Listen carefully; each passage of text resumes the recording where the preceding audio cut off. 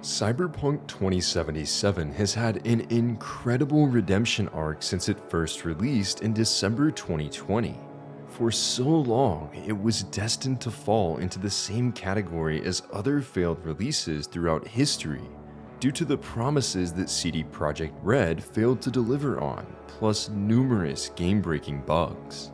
Many believed that it would fall into obscurity like other titles that have disappointed at launch. Yet, that didn't happen. CD Projekt Red persevered and continued to release new updates for the open-world RPG shooter. It released several new updates, launched a beloved spin-off anime in Cyberpunk Edgerunners, and capped it off with an incredible expansion with Phantom Liberty. Now, CD Projekt Red have finally achieved arguably its most impressive feat yet. Cyberpunk 2077 running on the Nintendo Switch 2. The Cyberpunk 2077 Ultimate Edition on Nintendo Switch 2 aims to bring the game's impressive visuals to a far more accessible platform. It features all of the title's updates released thus far, plus the aforementioned DLC expansion, alongside several new unique control options exclusive to the console. In theory, this sort of port should be impossible. However, Cyberpunk 2077 for the Nintendo Switch 2 is an incredible re-release that is a true testament to the power of the console.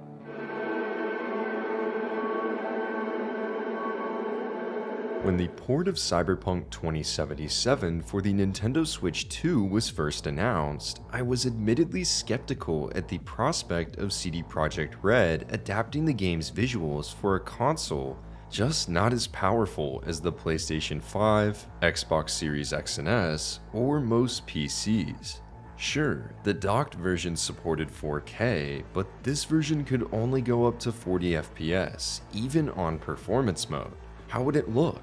To be honest, I was quite impressed with this version's performance. To start with, let's talk about the handheld version.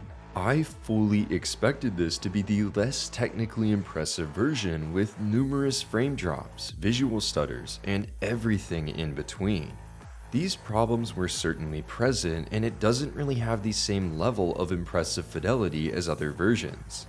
That said, if you compare it to the offerings of other handheld platforms such as the Steam Deck, it's still great. I played a lot of Cyberpunk 2077 on the Steam Deck, so I feel uniquely qualified to say that the Nintendo Switch 2 version looks leagues better. There are a lot of modifications I had to make out of the gate to make the Steam Deck version match even a quarter of the PlayStation 5 version's visuals. Whereas the Switch 2 version looks great right out of the gate. Don't get me wrong, there is a little bit of pop-in and some textures look slightly off, particularly with looking at characters at a distance. For example, one of the first major set pieces of Cyberpunk 2077 takes place in Konpeki Plaza, a lavish hotel with its employees being painted in a golden chrome. At a distance, some of these NPCs look slightly blurred, almost like a mirage. Plus, a lot of the overworld is limited. You won't see too many cars and pedestrians in the grand scheme of things. However, all things considered, these problems are sort of meaningless. The key appeal of this version is the fact that you were able to play Cyberpunk 2077 on the go. Being able to see the scale of Night City come to life on such a small screen is incredible, and while some details were overlooked, some have been rendered beautifully. For instance, I had two playthroughs running, one where I play as the outcasted nomad coming to Night City looking for a home, and the other where I took control of a former corpo rat who is finally given the opportunity to break her ties to the corrupt and sinister Arasaka. In the former, you start with a prologue where you navigate through the Badlands, a desert right on the outskirts of Night City. The graphics of the massive sprawling desert are beautiful, and I managed to get some stunning shots despite being in handheld mode. That doesn't even cover how beautiful Night City looks, especially at night. Handheld mode in Cyberpunk 2077 is impressive. But docked mode in particular is truly where the magic lies. There are a few shots in the docked version of Cyberpunk 2077 that look borderline indistinguishable from the next generation console versions. In quality mode in particular, while the frame rates take a bit of a dip, the visuals are absolutely staggering.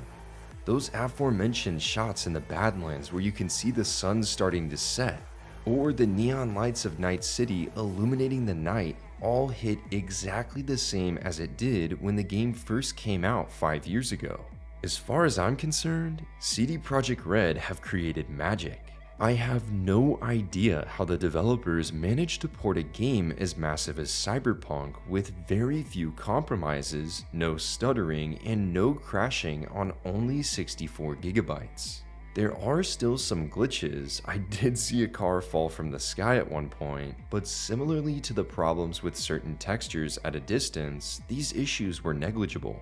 While nobody expected there to be many new additions when it comes to the gameplay of Cyberpunk 2077, there actually managed to be some surprising new options for players on Switch 2.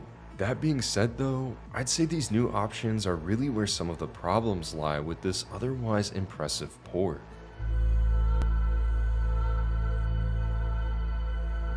The Nintendo Switch line of systems haven't really had a major shooter title that players can really latch onto.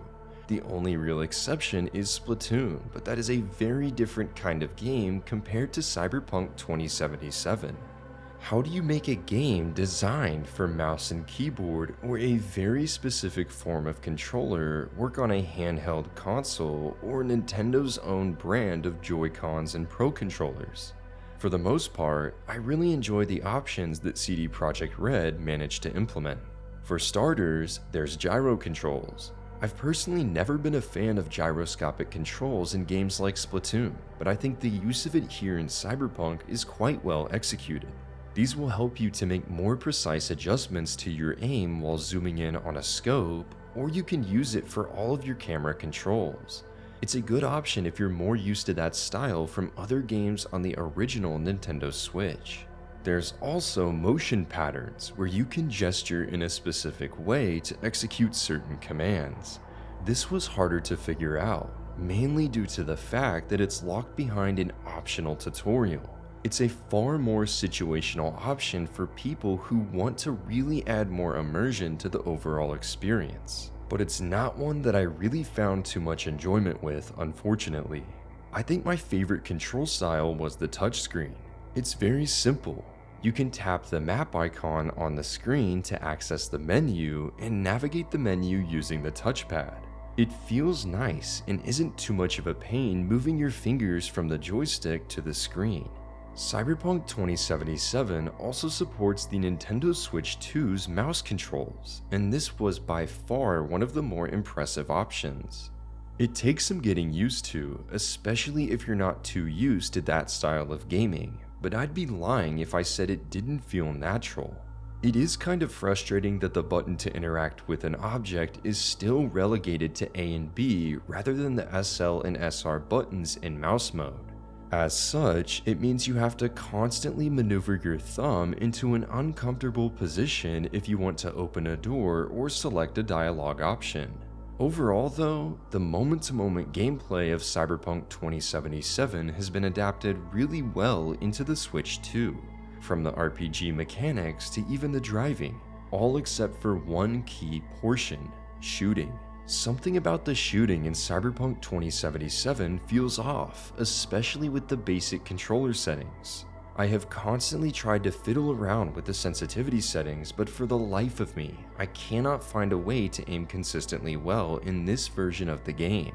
I've tested the console and its controllers on other games that use a similar form of camera, and this is the only one that has had this problem. As such, a lot of the early encounters are far more frustrating than they have any right to be. There's one segment where you're trying to shoot drones from the back of a car and it was extremely hard to lock onto them, even with gyro controls. It's hard to say if this is a bug or something I simply need to keep tuning my craft in, but it makes a game meant to be played on a more accessible platform far more difficult to get into. While these issues slightly detracted from the overall experience of Cyberpunk 2077 on the Nintendo Switch 2, this is still an incredible port. I continue to be blown away and shocked at how CD Projekt Red managed to pull this off. I can imagine so many more players giving this game a try now that it is on far more accessible hardware, and I can't wait to see how they interpret this phenomenal game.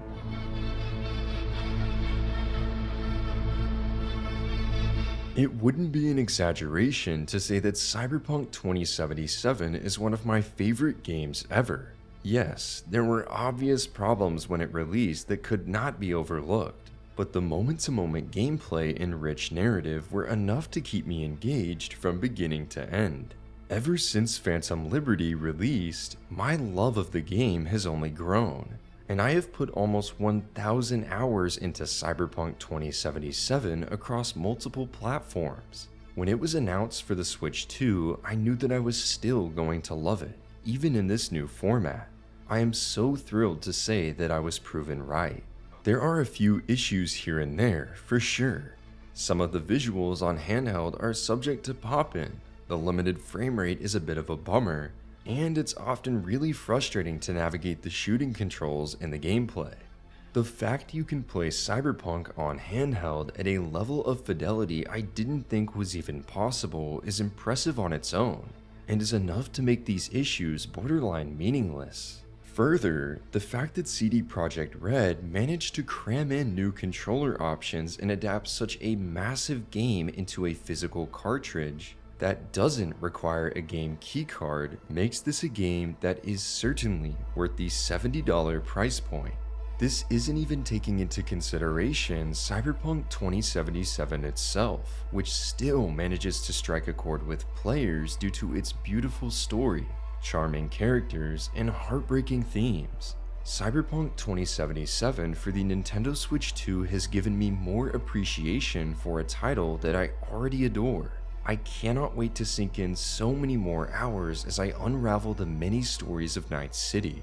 I highly recommend this game for anyone who has a Nintendo Switch 2 and has been looking for the right excuse to give this one a try, because this truly is the ultimate version of this incredible title. Final Weapon is giving Cyberpunk 2077 on Nintendo Switch 2 a 4.5 out of 5.